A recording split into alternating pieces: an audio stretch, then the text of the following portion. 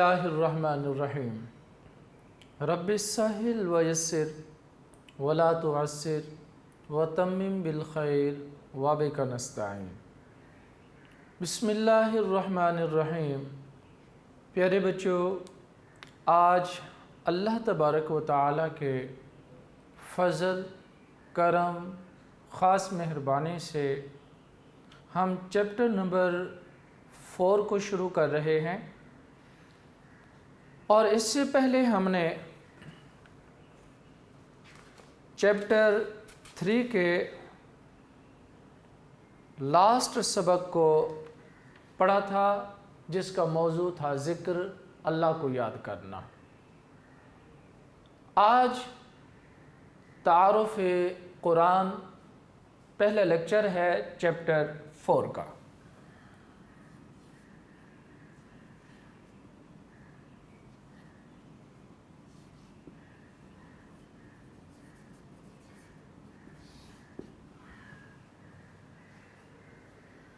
اس lecture کے اندر ہمیں قرآن پاک کا تعارف بتایا جائے گا کہ قرآن پاک اس کا نام کیا ہے، کتنے عرصے میں نازل ہوا، اور نزول کا وقت بتایا جائے گا، اور اس کے مضامین تھوڑے سے ہم ڈسکس کریں گے، اور قرآن کے مختلف ناموں کو ڈسکس کریں گے۔ سب سے پہلے ہم قرآن پاک کے تعارف کو اس لفظ سے شروع کرتے ہیں کہ لفظ قرآن یہ قرأ سے بنا۔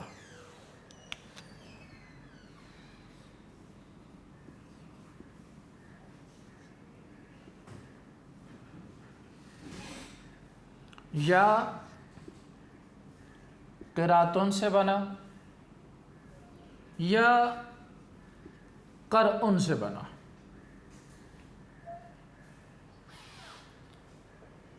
اس کا مادہ اشتقاق 3 لفظوں سے ہو سکتا ہے، لیکن جو زیادہ مشہور وہ ہے قرأ۔ لفظ قرآن مشتق ہے قرأ سے، اس کا معنی ہے پڑھی ہوئی کتاب۔ جتنی بھی کتابیں آسمان سے نازل ہوئیں، وہ فرشتے آ کر پڑھ کے نہیں سناتے تھے، بلکہ وہ تختیاں، وہ لکھا ہوا آ کر نبی، پیغمبر، رسول کو دے جاتے۔ چاہے تورات ہے، زبور ہے، انجیل ہے، اور یہ ساری کتابیں اکٹھی دی گئی۔ یہ نہیں ہے کہ تھوڑی تھوڑی وقت کی ضرورت کے مطابق اس کو نازل کیا، نہیں، بلکہ اللہ کریم نے مکمل کتاب ان کو عطا ایک بار ہی فرما دی۔ اور صحائف بھی ایسے نازل ہوئے، صحائف صحیفے کے جمع۔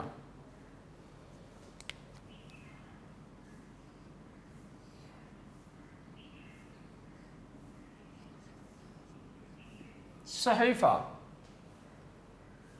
جس کو ہم رسالہ کہتے ہیں، کتاب اس کو کہتے ہیں جس کے اندر جمیع علوم، فنون، احکامات جمع ہوں، اور رسالہ صحیفہ اس کو کہتے ہیں جس کے اندر جمیع علوم و فنون نہ ہوں، بلکہ چیدہ چیدہ اس کے اندر مسائل کو ڈسکس کیا گیا ہو۔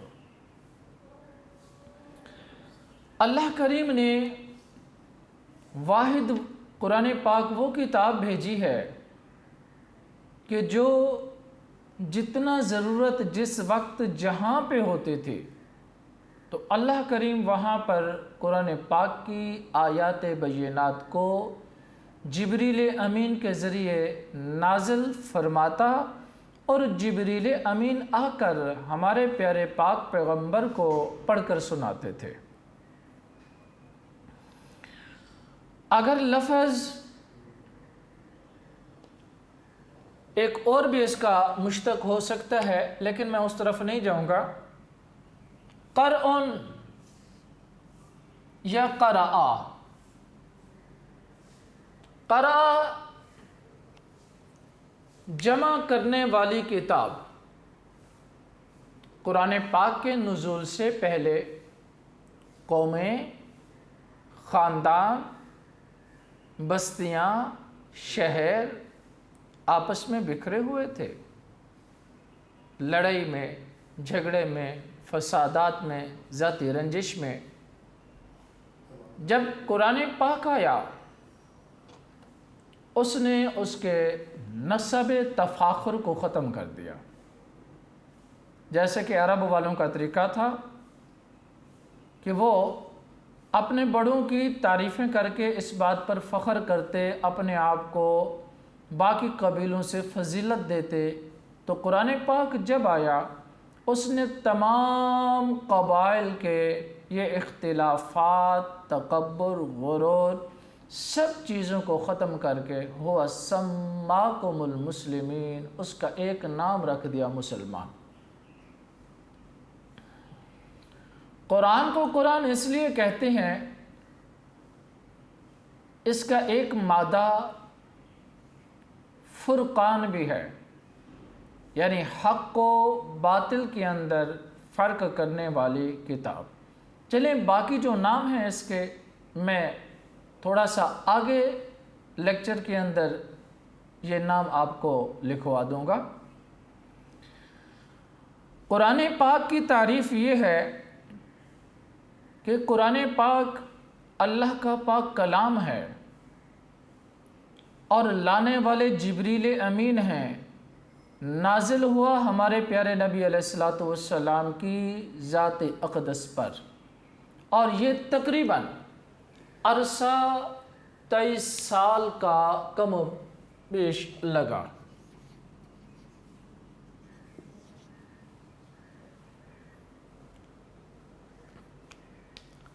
قرآن پاک تواتر کے ساتھ نازل ہوا،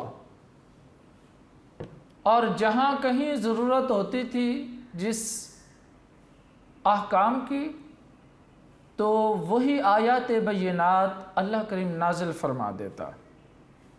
اور قرآن پاک اللہ کریم نے اس کے اندر زبان عربی کو استعمال کیا، جو عرب والوں کی وہاں علاقے کی زبان تھی، جو فصاحت و بلاغت سے لبریز تھی۔ تو اللہ کریم نے اسی ہی زبان کے اندر قرآن پاک کو نازل کیا، تاکہ لوگوں کے سمجھنے میں آسانی ہو، پڑھنے میں آسانی ہو، رموز و اسرار نکالنے میں آسانی ہو۔ اور آپ دیکھیں ذرا تھوڑا سا گہری نگاہ سے، تو اللہ کریم کے ایسے لوگ دنیا میں آئے جنہوں نے ساری زندگیاں قرآن پاک کی تفسیر کرتے گزار دی۔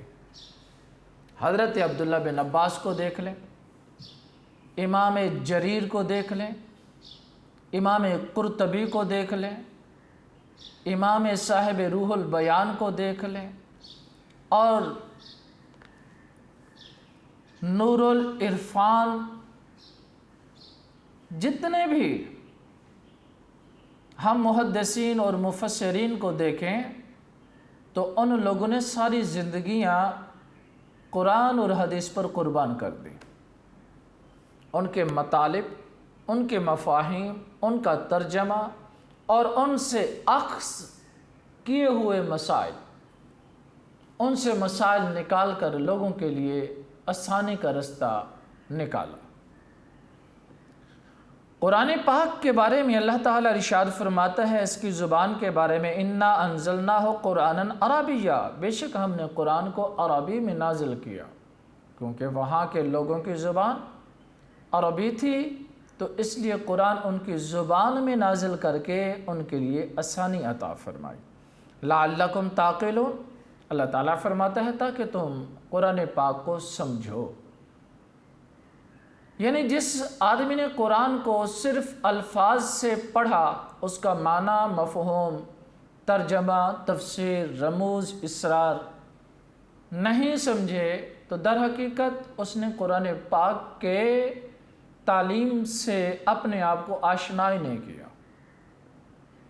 اگر ہم قرآن پاک کی تعلیم کو حاصل کرنا چاہتے ہیں تو پھر ہمیں ترجمہ، تفسیر اور قرآن پاک کے رموز و اسرار سمجھنے ہوں گے، اور ان لوگوں سے جنہوں نے ساری زندگیاں قرآن و حدیث کی خدمت کرتے ہوئے اپنے شب و روز گزار دیے۔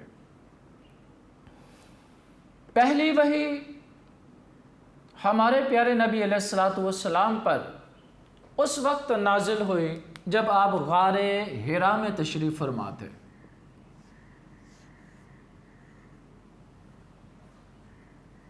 آقا علیہ السلام تقریباً 6 ماہ سے غار حرا میں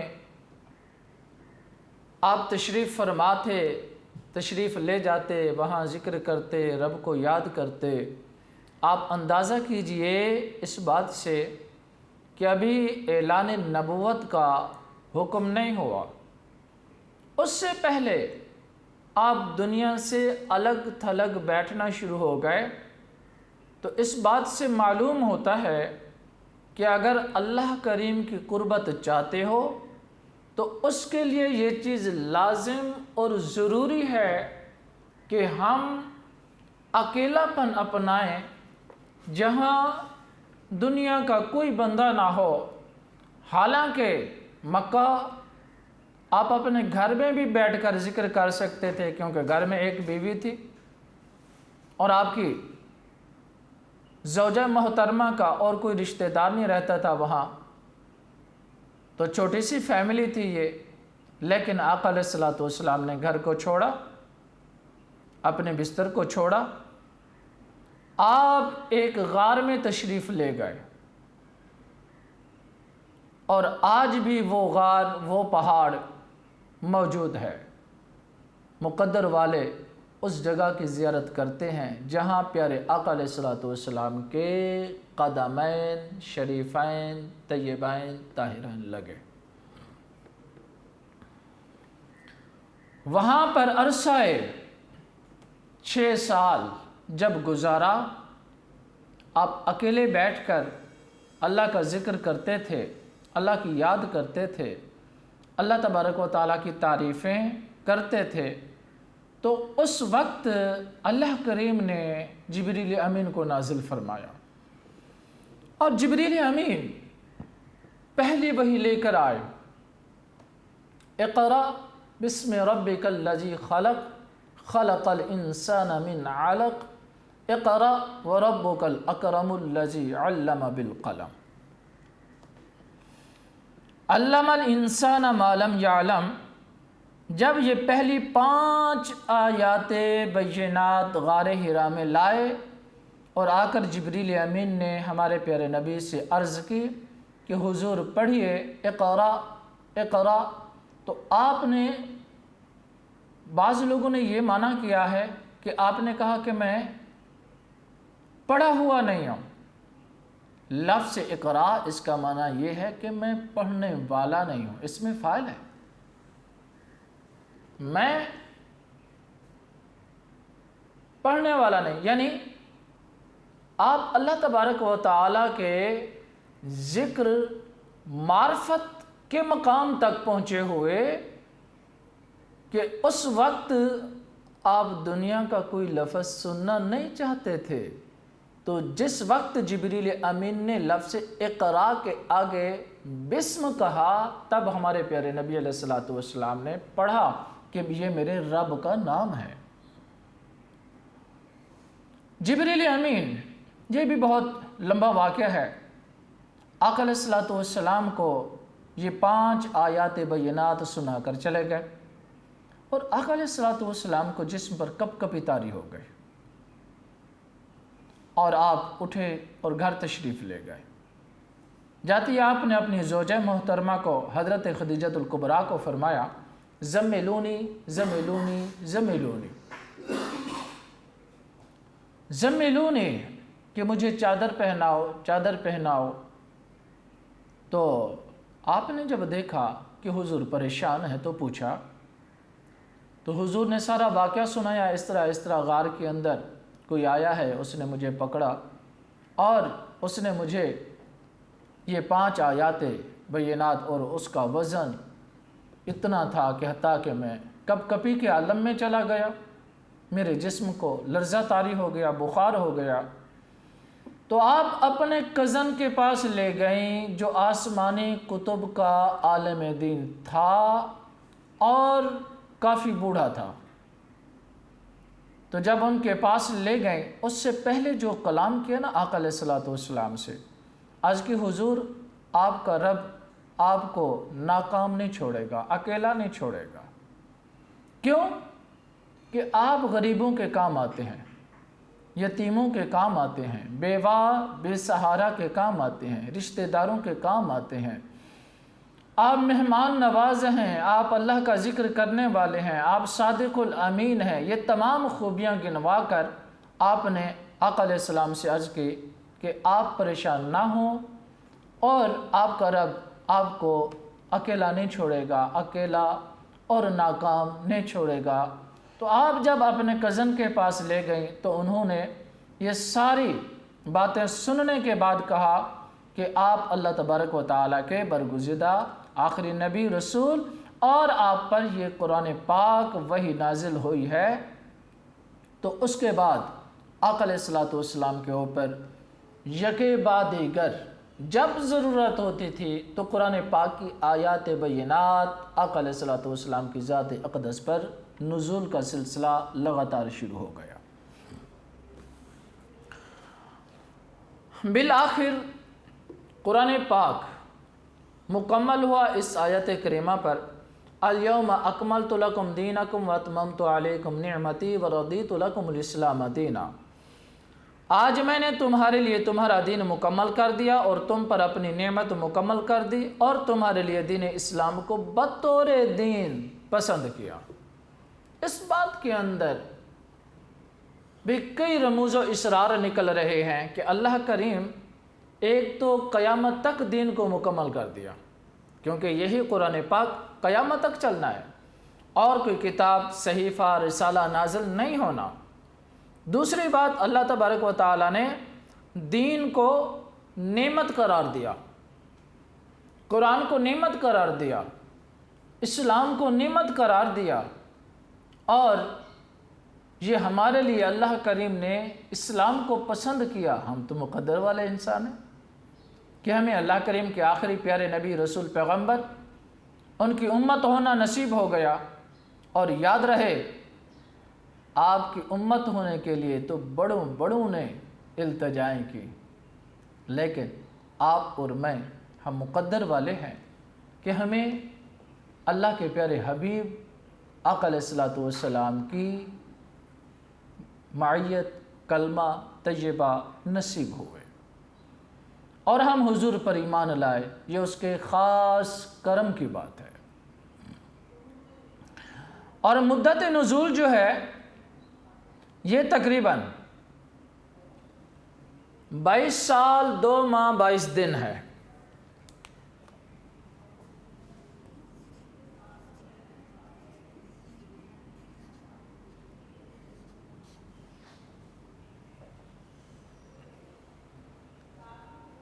بائیس سال 2 ماہ 22 دن.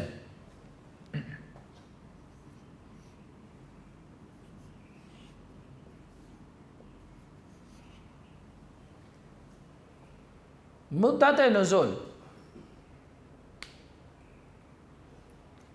یہ تقریباً 23 سال اس کو شمار کیا جاتا ہے، کیونکہ 22 سال 2 ماہ 22 دن یہ تاریخ بہت تھوڑا اس کو بیان کیا جاتا ہے، لیکن اس تاریخ کو زیادہ بیان کیا جاتا ہے. قرآن پاک کے نزول کو 2 حصوں میں تقسیم کیا. پہلا دور مکی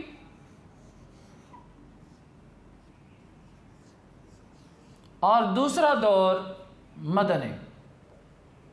یوں سمجھیں جو ہجرت سے پہلے آیات بینات نازل ہوئیں ان تمام صورتوں کو مکی، اور جو ہجرت کے بعد یعنی جب آپ مدینہ شریف تشریف لائے تو ان تمام آیات بینات کو مدنی کہیں گے.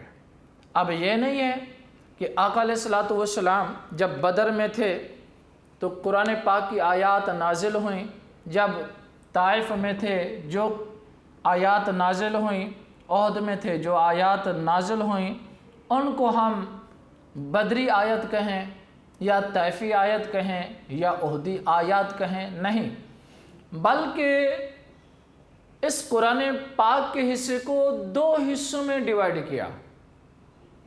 جو ہجرت سے پہلے وہ مکی صورتیں کہلائیں، جو ہجرت کے بعد حصہ نازل ہوا وہ مدنی صورتیں کہلائیں. اور یہ مکی دور یہ تقریباً 12 سال 5 ماہ 13 دن 12 سال 5 ماہ اور 13 دن ہے.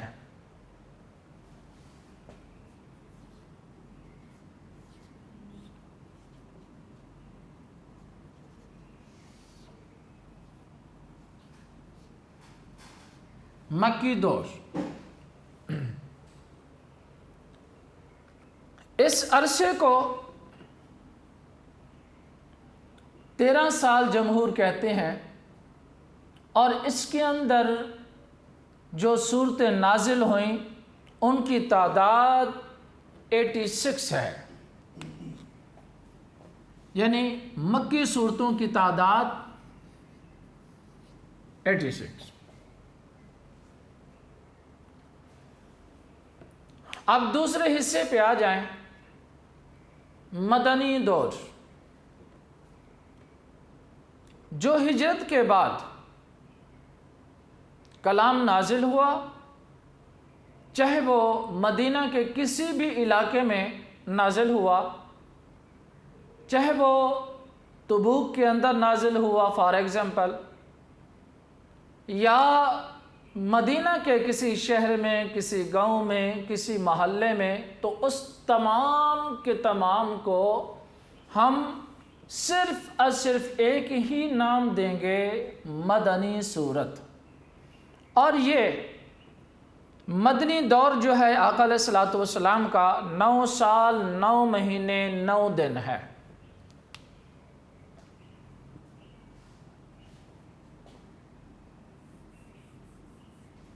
مدنی.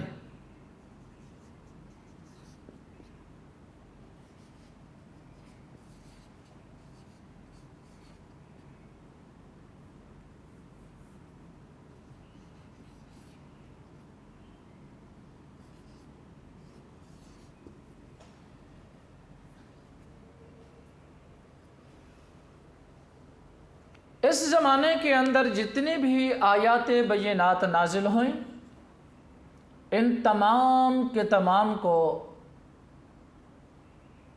مدنی صورتیں کہتے ہیں، اور یہ عرصہ تقریباً 10 سال کا لگا.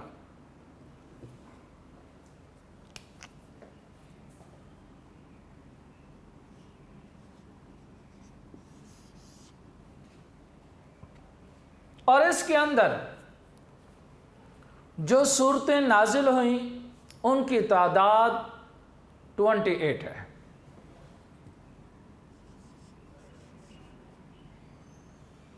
اور اگر ہم ان تمام صورتوں کو ملائیں تو یہ 114 صورتیں بنیں گی.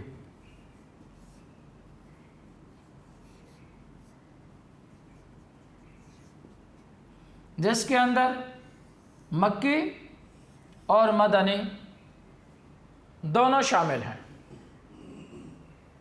86 مکی اور 28 مدنی۔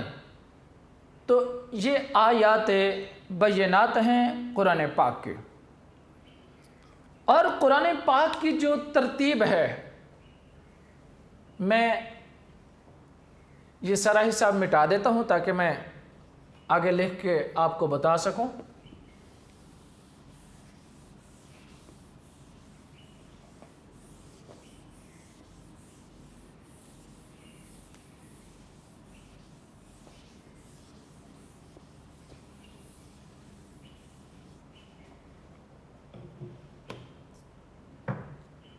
قرآن حکیم کی ترتیب،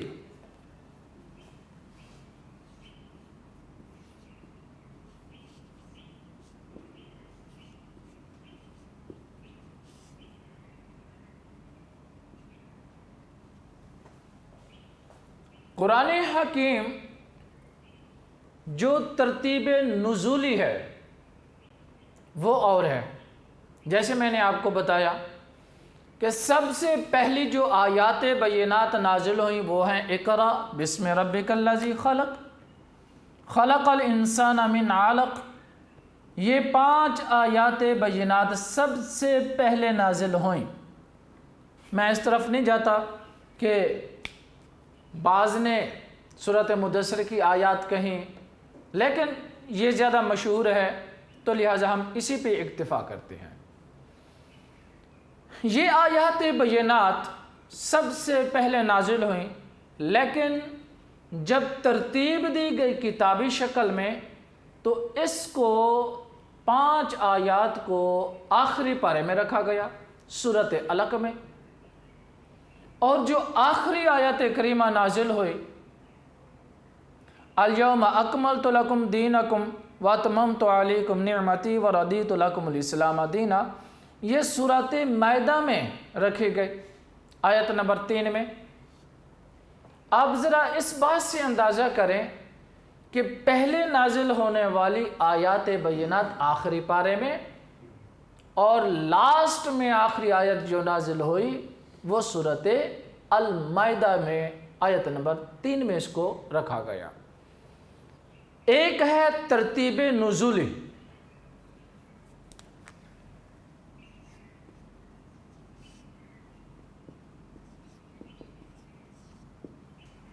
اور دوسری ترتیب ہے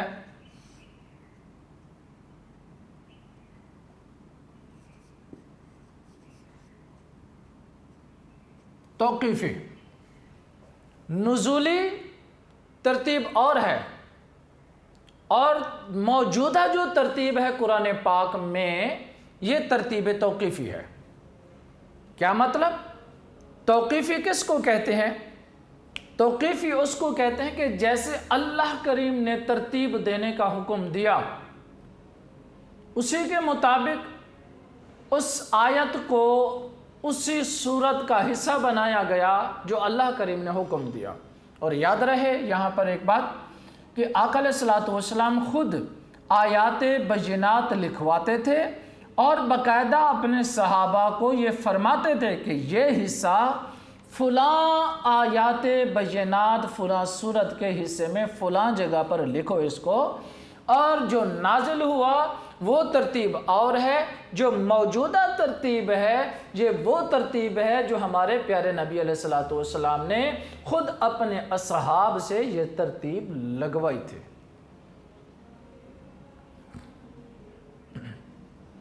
آگے ہم قرآن پاک کے اعراب کی طرف بڑھتے ہیں۔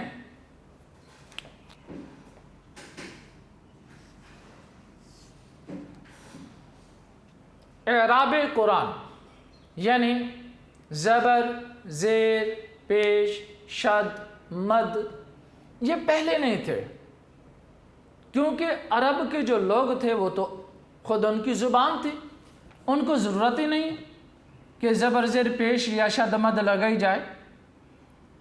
ہم جیسے جب لوگ عجمی آئے اور ان کو قرآن پاک پڑھنا دشوار گزرا، تو اس وقت ایک روایت میں آتا ہے کہ حجاج بن یوسف نے قرآن پاک کے زبر، زیر، پیش لگوائے، اور دوسری روایت میں آتا ہے ابو الاسود دؤلی، اس نے قرآن پاک کے اعراب زبر زیر پیش اپنے شاگردوں سے لگوائے، تو جس نے بھی یہ کام کیا تو یہ کام علماء سے ہی کرایا گیا۔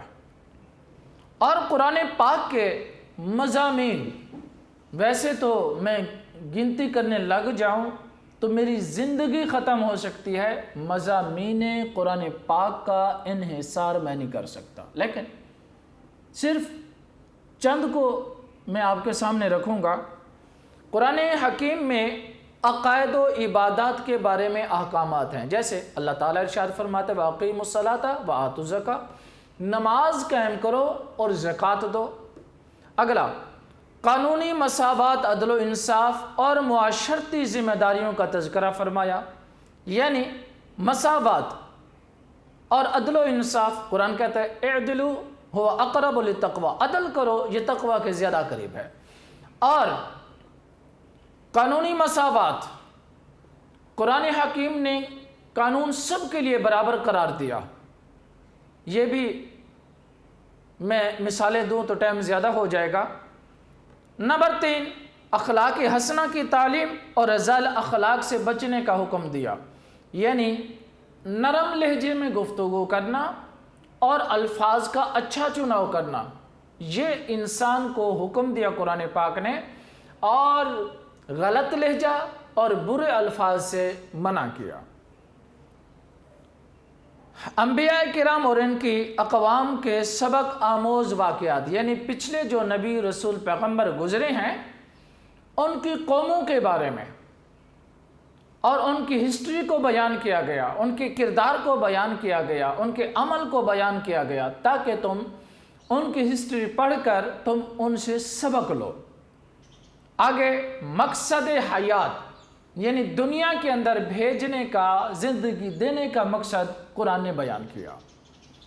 آگے ہے قیامت و حشر، یعنی مرنے کے بعد اٹھنا اور حشر، میدان محشر میں جانا، جنت و دوزخ وغیرہ، یہ تمام مضامین قرآن پاک نے واضح طور پر ان کو بیان کیا۔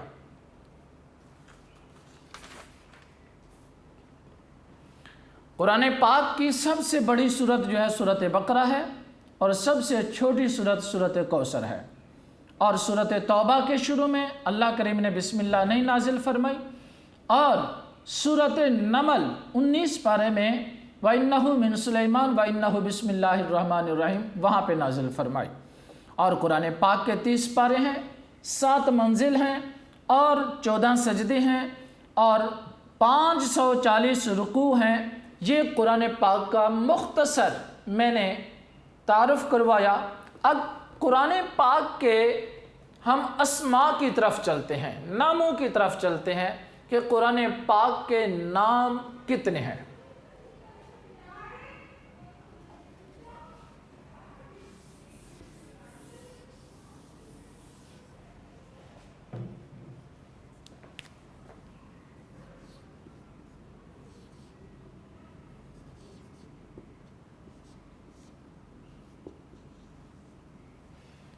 ایک روایت کے مطابق قرآن پاک کے جو نام ہیں، کتاب ہے البرہان، لکھنے والے ہیں ابو المعالی عزیزی بن عبد الملک۔ انہوں نے لکھا ہے کہ قرآن آیات سے جو قرآن پاک کے نام ہیں وہ ہیں 55۔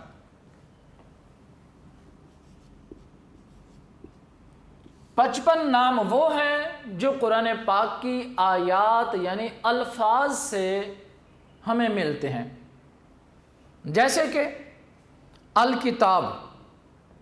دنیا کے اندر کوئی بھی مکمل کتاب نہیں آئی۔ کتاب اس کو کہتے ہیں جس کے اندر جمیع علوم اور جمیع فنون، جمیع احکامات اور انسان کے ساری زندگی گزارنے کا دستور، قانون ہو، وہ صرف اور صرف قرآن پاک میں ہے۔ معلوم یہ ہوا کہ دنیا کے اندر اگر نام کتاب کہلانے کے کوئی حقدار ہے تو وہ صرف قرآن مجید ہے، یعنی الکتاب۔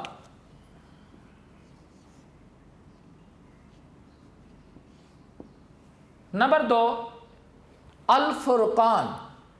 فرقان کا معنی ہوتا ہے فرق کرنے والی کتاب۔ فرقان یعنی حق اور باطل دونوں کو فرق کرنے والی کتاب، یعنی کفار کو اور مومنین کو۔ نمبر 3 نور۔ نور کا معنی ہے روشنی، اور قرآن پاک یہ روشنی دینے کے لیے آتی ہے، انسان کو رستہ دکھانے کے لیے آتی ہے، اور بھٹکے ہوئے کو اللہ کریم کی طرف رستہ دکھانے کے لیے قرآن پاک نازل ہوا۔ تو اس لیے قرآن پاک کو نور کہتے ہیں کہ یہ نابینا کو بینا کی طرف لے جاتا ہے، یعنی انسان کو اندھیرے سے نکال کر انسان کو اللہ تبارک و تعالیٰ کی قربت کے جلووں کی روشنی میں انسان کو رستہ دکھاتا ہے، اس لیے اس کو نور کہتے ہیں۔ شفا، اللہ کریم نے قرآن پاک میں ارشاد فرمایا وَنُنَزِّلُ مِنَ الْقُرْآنِ مَا هُوَ شِفَاءٌ وَرَحْمَةٌ لِّلْمُؤْمِنِينَ، میں نے قرآن پاک نازل کیا جو مومنین کے لیے شفا ہے۔ اور اس پہ بھی کئی احادیث ہیں کہ کیسے کیسے آقا علیہ الصلوۃ والسلام نے اور اصحاب کرام نے پڑھ کر بیماروں کو دم کیا اور وہ صحت یاب ہو گئے۔ آگے ہے تذکرہ، یہ عبرت و نصیحت کا سامان رکھنے والی، اور قرآن پاک نے ہمیں عبرت کے سبق دی ہیں، نصیحت دی ہے، بنی اسرائیل کو بیان کیا، اور قوم لوط کو بیان کیا، قوم سمود کو بیان کیا، قوم عاد کو بیان کیا، اور حضرت یوسف کریم اور حضرت موسیٰ علیہ السلام، عیسیٰ علیہ السلام، تمام انبیاء اور ان کے قوموں کے بارے میں بتایا تاکہ تم ان کے واقعات پڑھ کر نصیحت لو۔ العلم، یہ کتاب سراپا علم و ہدایت و روشنی کا سبب ہے۔ البیان، قرآن پاک کہتا ہے تبیان لکل شیء، میرے اندر ہر چیز کا بیان ہے۔ البیان، تبیان لکل شیء، تمام چیزوں کو قرآن پاک نے بیان کیا۔ یہ تو اسماء تھے وہ کہ جو قرآن پاک کی آیات بینات سے، اب کچھ نام وہ ہیں جو صفاتی ہیں، وہ صرف میں بتا دیتا ہوں، لکھنے کا ٹائم نہیں ہے۔